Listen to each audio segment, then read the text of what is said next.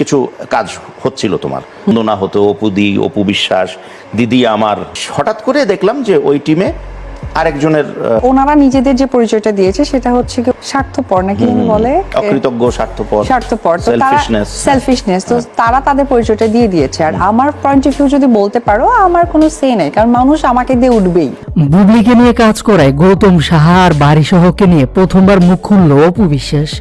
কঠিন জবাব দিয়ে কি বলল অপু বিশ্বাস, সম্পূর্ণ ভিডিও দেখে আপনার মূল্যবান মতামতটি জানান।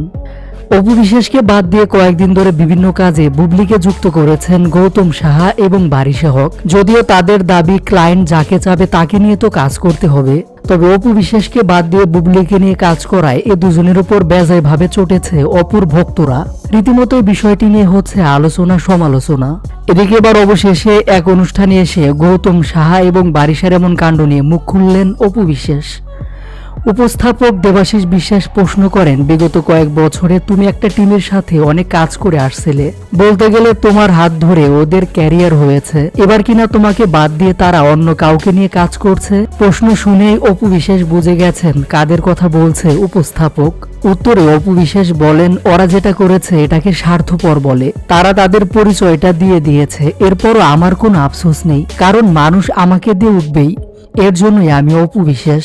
আজকে নায়ক শাকিব খানকে দিয়ে অপু বিশ্বাসের নাম ছড়িয়েছে, তো নায়ক শাকিব খান কি সেটা বলবে? এগুলোতে আমার কোনো সমস্যা নেই, আমাকে দিয়ে একের পর এক মানুষ উঠতেই পারে এবং উঠছে, সেটা সকলেই জানে। তো অকৃতজ্ঞবান তারাই হয়ে গেছে, আমার কিছু না।